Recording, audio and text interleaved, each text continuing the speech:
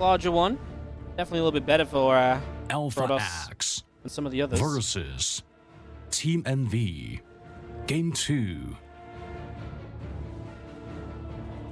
You know, I wonder if Bunny, actually in that last game, and just thinking about this and talking about it a bit more, I wonder if Bunny wasn't necessarily intending to Hellbat Marauder, but when he saw it was the Ling Flood, he was like, oh, you'll have gone gas first and stuff, and I wonder if he then adjusts and says, actually, Hellbat Marauder might be really good here.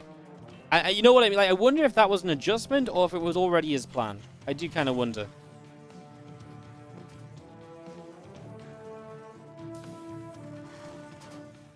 Bunny bottom left and Astrea top right as we kick off this best of 2.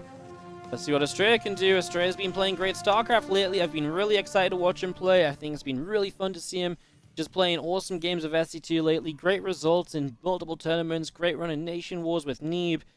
Great home story cup from him. Valencia was solid. Playing in Korea right now, of course, because he's in the Foreigner House. He qualified for GSL. Astrea is a player to keep on being excited about, guys. Still, biggest thing for me is still lacks a little bit of consistency, and that's kind of to do with the style that he likes to play, right? He likes to play this aggressive style. He likes to play kind of in his own way. It's not necessarily good or reliable all the time, but when it works very well. What's up, Inject Virus, my boy? How you doing? Thank you so much for the 80-month resub. Much appreciated, mate. You're doing well. Almost as long as our snap streak. Incredible.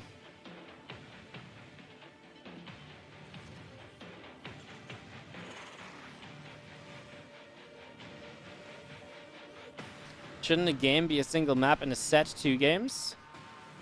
Yeah, I think it was derived from Korea back in the day, but I'm not really too sure. That might just be something lost in translation somewhere. I don't agree. I think, in my eyes, a game is like a map.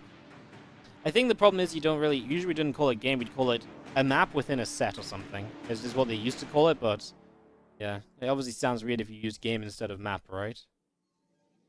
Or you use game instead of match. I don't know. Anyways. Unimportant. What is important is this TvP. Burning, opens Reaper, gets across. Goes for a little scout into the natural expansion. Finds probes on the low ground. Stalker's not out just yet. The Reaper gets nibbled by those probes. And, yeah. It's actually somewhat nice to do that. As we do get the grenade down and the Stalker is warded away. Would mine going to be popping out in a moment. Starport coming online. The Adept just moving up this ramp, but not going to find much of anything here so far.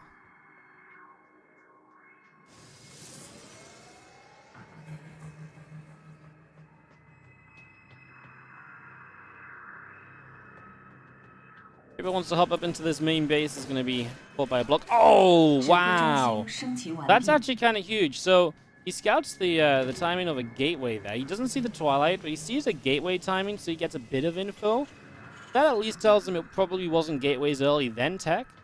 So yeah, it's funny because you don't necessarily have to have buildings revealed off that pylon, and the Twilight Council wasn't revealed off that pylon. For a moment, I thought it was the tech structure that was seen, so I got a little bit excited. Just seeing a gateway is not quite as important. It does give you a little bit of info at least then, and if you can see the other gateway elsewhere, then of course you know how many gates it is, or at least how many gates it could be. So I think that makes a lot of sense too, is Stalker just going to pop online, and the medevac is going to start going out to the right-hand side. Siege tank, couple of Marines coming in, that blink is going to be finishing up soon as the grenade isn't there. Sorry, I thought the grenade went down, but it was just the red dot off the logo that's on the map. I thought it was already in place there, my bad. So Reaper dies, the medevac is looking to make its play. 3 mines into the main base. Stalker's moving immediately, as we expect to see at this level of play. First shot mines, first shot probes, second shot 2 probes. It's going to be the medevac even surviving into the corner. And this unburrow is really cool because it kind of forces the Stalkers to chase, which gives you maybe a chance on the natural. In the end, that doesn't turn into anything, but there was 100% a possibility there, right? There absolutely was. I'm going to tell you there was. Okay? So it's now official. Here comes a medevac back in the main base if Astrea's not watching, but he is. And that's just one final probe going down. Another probe pull, though. And a lot of the time when these Widow Mine drops, you are just aiming to deny a bit of mining as well. And the medevac going through the main base is good continued scouting, so that's also very good information to have as additional stalkers are warping in. And we're going to get ready for a little bit of a jump onto this natural expansion, perhaps, or even just up into the main. Raven has to be careful here. Don't get too exposed. As Astrea walks up, blinks. Oh, I don't like this blink at all because he's not close enough to the tank to one-shot it down. Or the turret as well because Bunny realizes just how much damage can be done here. Astrea blunders the Stalker blink. And he loses a lot of Stalkers on the start of this one. That was just not a good blink. I mean, you got to blink on top of the tank because you've got to one-shot it. Otherwise, you can see what happens. The SCVs surround. The SCVs create that opportunity. If we blink in here, the tank is nearby. Ooh, Stim's exposed, though. Okay, that is a cancelled Stim at least. So Astrea finds something. Slowing down the Stim upgrade will slow down Bunny significantly at some part of this game. Makes up for some of the Stalker losses that we have seen. And New Tech Lab is actually already ready to go there, so you can get Stim a little bit close to the tank. As these Stalkers, though, how are we going to get out of here? Hello? They're going to blink eventually. Prism will take a couple away. Okay, they just walk away. I feel like Bunny could have cut the corner more and really cornered them in. I know then you're maybe a little bit more afraid of potentially the Stalkers just kind of going back in and going for workers, perhaps, but, you know, and then recalling out. Yeah, okay. So you get the Stim cancel. You know, Stim wasn't even that exposed. I actually think that that was one of those scenarios where Bunny should have been able to have Stim. If the tank was a moment or two, or like a pixel or two further up, he would have hit the Stalkers easily. And then actually I don't think you commit for the Stim. With a repair, it would have cost a little bit too much. Bunny didn't try to repair because he realized he had no damage output to actually push the Stalkers back, so they would have just sat there for as long as they wanted to. I think that made the difference on the decisions, so it delays, but at the end of the day, I mean, Stim's going to line up somewhat with combat shields. You still have a Stalker count that's been hurt from a bad blink in earlier. It is nice for Astrea, it buys him a bit more time, but it's definitely not right back into the game or anything. As you can see, Bunny's already comfortable to start moving forward at the very least, and at least protecting his third base location. He scans across the map, trying to get a read on, hey, do you have a Colossus here? Sees the Robo not producing. That's a big deal. If the Robo's not producing, there's one or two things, right? Either we're going to be seeing Charge and a lot of Stalker Zealots, or it's going to be another kind of splash damage, which pretty much at this point has to be Storm, right? So you kind of get that idea. I love that turret. Just going to say, nope, not going to allow a Prism into my main base. I know exactly what you want to do, potentially, is Prism into my main as I'm moving across the map, so let's try and dissuade you from doing that. And yeah, as the upgrade's finished, we'll see if Bunny does want to get aggressive at all. His third base is about to finish morphing into an orbital, so if he moves out, he can put the orbital down behind this. And yeah, then it's just a question of how safe he feels against a possible counterattack that Astrea might launch as this Marine runs up this right-hand side.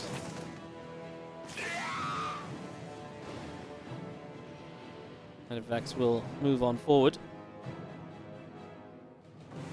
Going out to the far right. It seems like this was spotted by an observer or so. He's now flying into the range of this Stalker on the watchtower. Needs to start unloading, Bunny! That was silly.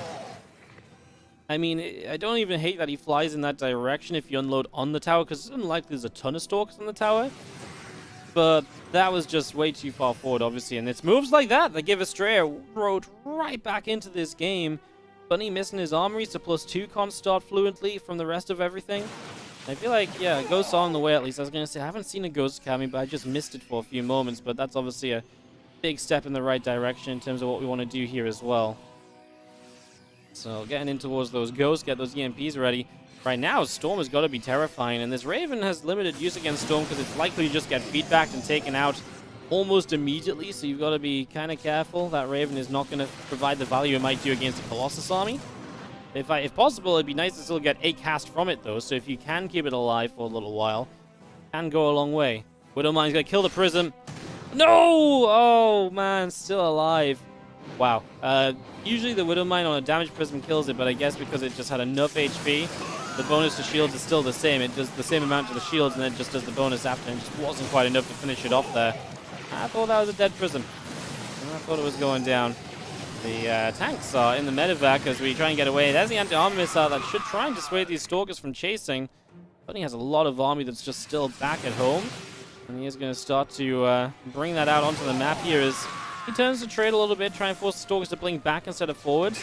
Right now, the Stalkers obviously do not want to fight as we look for the EMP. Feedback initially on the Ghost. That Ghost disabled. Storm's still available. Widow Mines will be blinked away from, and we Storm on top. That doesn't kill, but it brings them very low. And a second Storm does get the job done. It will come at the cost of a High Templar. Yes. A lot of units going low HP, and that's a lot of healing that Bunny has to put out. Do you feel like with the Medivac snipe earlier and a couple of these trades, Astrea is really on his way back into this game? It was a brutal start, but he is taking steps back into it for sure. Absolutely starting to look a little bit brighter on his side right now. Just come up the left, the Stalker has to blink away.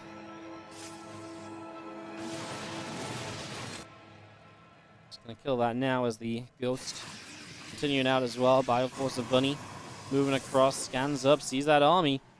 What's gonna do here? A couple Stalkers already starting to go down. One dies immediately. Grab a Ghost there. He's warping in. Bunny, I mean, scary army with the EMPs available. A couple of Colossi are scary in their own right, but if you can keep the tanks in range, then yeah, the tanks can do a lot. He actually matrixes both the Colossi, but he's got to stay away from the High Templar. He does hit one EMP. There's still a Storm available. He dodges it perfectly. What a split from Bunny. No EMPs against those Archons. Perhaps the Disruptor splits last second. Oh my god, it's a massively chaotic fight. I feel like if he had EMPs on those Archons a little sooner, they would have melted, but he obviously got caught up defending against the Disruptor. Some last-second splits from Bunny were great as we do dive into the main base. We force a recall into the main base. A lot of units come in. We target down immediately an Archon. Stalkers blink in, so these units are likely just to die, but we actually drop an EMP that will kill a lot of the Stalkers because of it. The Archon dies too. At the same time, a few units press forward on the low ground, trying to kill off a cannon. The Archon low HP, we get that as well. Astrea's bleeding out a lot of the just tech units here, Archons and so on. Just keep on dropping, you can't seem to keep them alive. Moving in again, I mean, there is a good Disruptor count here as we are going to have a few Widow Mines going off. We're going to kill another Disruptor, at least with the tanks before they die, and the Widow Mines haven't been cleaned out. They might yet see another battle, which is always tough for a Protoss player, taking those Widow Mine shots a second time. Haven't seen any Prism play from Astrea, I guess warded off from that initial kind of mine hit / turret. And so just hasn't tried to go back in since, and that gives Bunny a lot of freedom on this map, a lot of just space to play with. And we are going to see the mine shut down, but it's a denied 5th base. I mean, this doesn't get up. Astrea is just way too far off to the right-hand side, was not moving across to deal with this or anything. Bunny about a hit and hand shockwave is going to make the Ghost way more usable, right? I mean, the moment these Ghosts can actually fire more reliably, and oh my god, Widow Mine drop here is going to find only 6 probes. That could have been way worse as well. It's actually a pretty barren main base. We will save 2, put them in the corner, bring them back maybe in the natural next time. Might be a little bit healthier on the work account that you can kill off there. Astrea picked a hell of a mine drop to not really pay attention to because it was very minimal in effect. These Zealots are going to get intercepted too, so one time Astrea does get aggressive. Bunny just says, cool, thanks for the 1,000 minerals of Zealots. That one Widow Mine, dead just before he gets to come online. Nice try, but like I say, I mean, if the Widow Mines aren't online in time, then it doesn't really matter, does it? Damn. Some fun games still here as this first map between Astrea and Bunny is having some back and forth too. It still feel like Bunny has something of an advantage. Uh-oh. The stream lags out for a second there. Sorry guys, that's our clean feed going down. As the drop hits the main base, he actually knocks down a pylon, and he is going to kill the main nexus as well. Okay, this is kind of scary because, I mean, with EMPs, you can do a lot here. He abandons a couple of Ghosts, unfortunately. He just lifts up what he can, trying to find a way in elsewhere. Storm and Colossus defensively worked wonders. Astrea being kept to the 4 bases. Bunny just trying to find additional damage wherever possible so far. Doing what he can.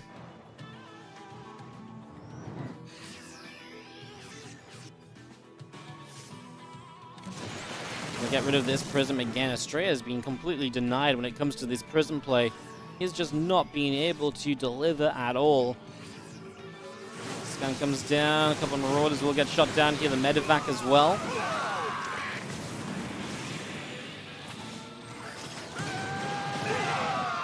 Widow Mine's going off here, there, and everywhere. Some Ghosts and just some streams kind of going down. We still have some Widow Mines still in play.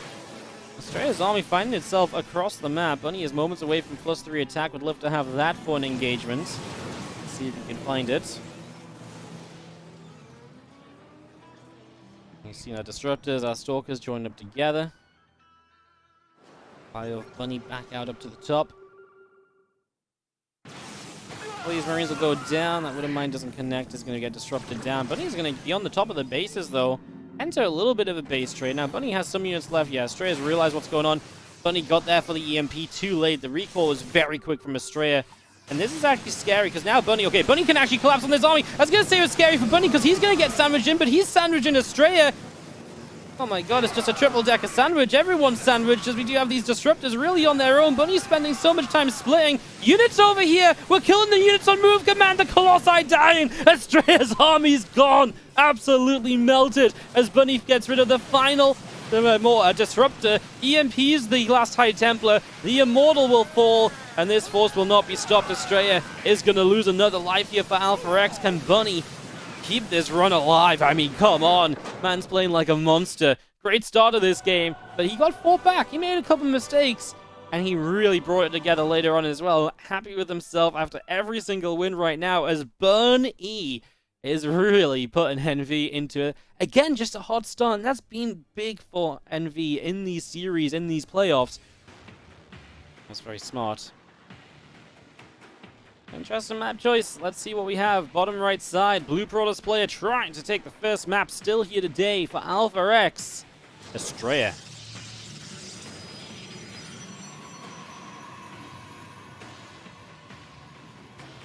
Top left-hand side.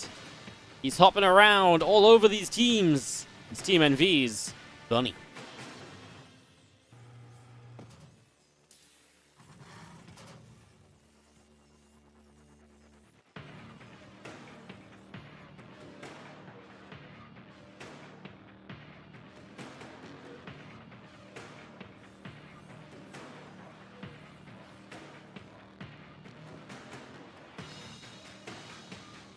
See what goes down. There's our probe coming across the map from Astrea to start us out.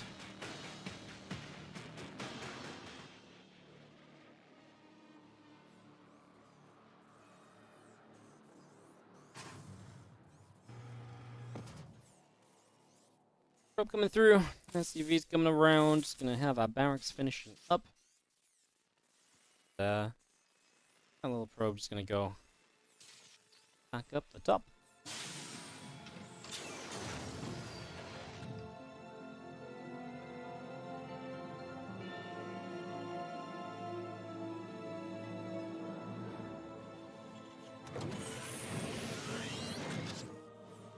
Probe is about halfway done.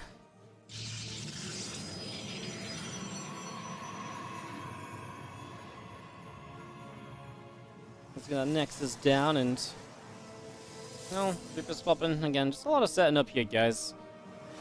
Take a moment to catch up myself. There's that CC on the high ground from Bunny's, just a little bit safe in case Astrea tries to apply that early pressure, which we know Astrea is definitely, sometimes fond of. He will show up and just attack you sometimes. Man is not afraid to be aggressive.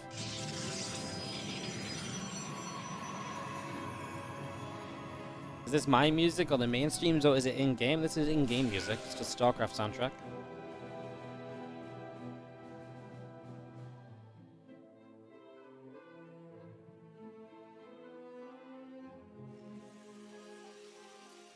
Put a mine on the way out. CC about to complete. And we do see a Stargate initially here from Astrea. Wonder if he'll just try and play a more controlling game, get the Phoenix out, limit what Bunny can do. Not put as much pressure on you trying to get stuff done with those Stalkers, because they really derped early in that last game as well. Especially if you're afraid of Bunny finding some good aggression. And on a map like this, if you just wanted to go long, I mean, you definitely want to just be playing the Stargate and the Phoenix. That is how you get this game to go long. That's how you get what I would imagine Astrea wants kind of out of this, so... Phoenix to start. I would not say is too surprising. Let's see what's next. Obviously, from the Phoenix, you have two real pathways. Robo Bay, or charge. And as the Twilight Council goes down, you're going to start wandering down the charge route here. So, get that Twilight Council up, open charge. Obviously, the Phoenix means you don't need to go blink. It's a very fast Twilight Council. I'm almost wondering if there's something beyond just charge here. I mean, in a second Phoenix on up, I think it is just charge, but it's almost so quick. I was like, well, what else could it be? Armory on the way from Bunny, so he wants to get into some cloaked mine drops. As the Reaper comes through, little grenade going down. And it will die hopping up into the main. It will not pick up too much info. Just run into that gateway there, so nothing too crazy. Yo, Erda, thank you so much for the 5 gifted subs. We'll shout out the subs properly after the game. Just this way. Gonna have things starting to get interesting very soon with, like I say, Widow Mine cloak drops coming in. And then the charge coming online. Well, those kind of things really do add up to, you know, like I say, action about to happen. It's not going to be a ground push. I actually think this is best case scenario right now for Bunny because, okay, Astrea starts to make an Oracle because obviously there's no real detection in the build of Astrea. Like, it is just the Oracle that's now built, and there was going to be nothing. Charge doesn't help with that, etc., right? So, for Bunny, this is actually going to give you, like, I mean, if the mines get spread out enough that the single revelation doesn't hit them all, it's actually still very possible that he does very well. The Phoenix in the middle of the map are not looking like they're in position to intercept at all here for the moment.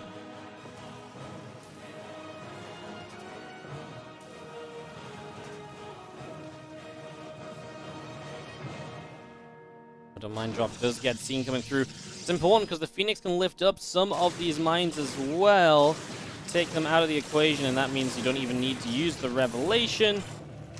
Nice from Astrea. In the end, it's going through this bottom side.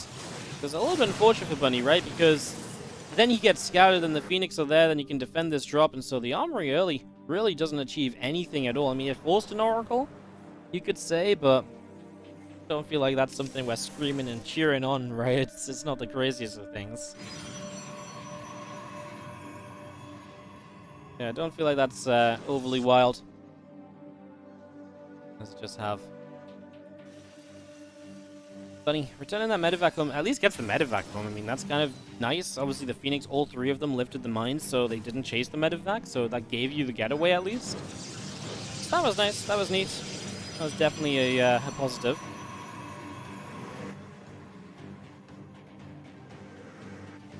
The Stim Combat and +1 all coming online here.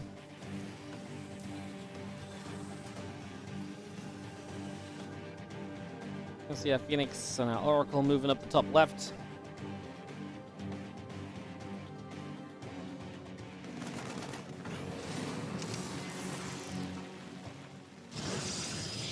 And Bunny's just going to stay pretty passive. That means Astrea feels comfortable with his map control, just going to take a 4th base. Obviously, Bunny's about to hit his upgrades, though, and that might be when he gets a chances.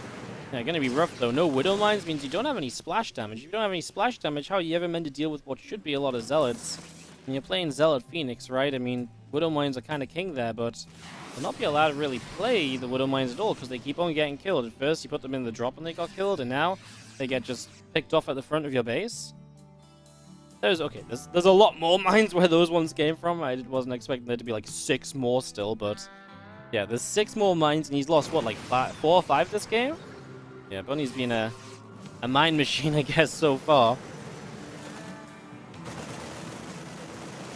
Marines will go through that set of rocks as we all send up this attack. Honestly, if all of these mines get burrowed and connect well, I mean, the Phoenix here are starting to take some hits. Did the rest of the mines all get lifted? They did. The Zealots do get a bit of a surround. The mines are being dropped down. They're trying to burrow the Phoenix, lift them again. The Bio Army is honestly just standing and fighting these Zealots. Oh my goodness. I mean, we lose like almost every single mine. I think we know there's a stasis ward, so he's just going to set it off. And does Bunny actually have a way to keep on fighting through this? He's going to get a couple mines burrowed again now. Not a single mine really went off. I think one went off at the very start. Now we're losing Phoenix to the mine shots as well. I mean, you've got to protect this base, right? You don't want to drop down to 3 bases. Losing 11 probes too late. This base is a goner. And Bunny works his way through that. What a fight. Just pulling away from those Zealots. Trading well enough there. Good identification to just not say, oh, I just got to lift up and leave. Because he could have lifted up and left given the situation. How are the mines over here connecting through again? We've got a couple Archons, but I don't know what's going to support these Archons. The Super Battery, I suppose, is their biggest help right now. The Widow Mines, if they fire onto them, will do big damage. Super Battery should be fading out, and there's not going to be a lot of healing left. The Phoenix are going down. The Widow Mines are moving further forward. They can block. They can do whatever. They can help you win the game. Bunny! 2-0 again.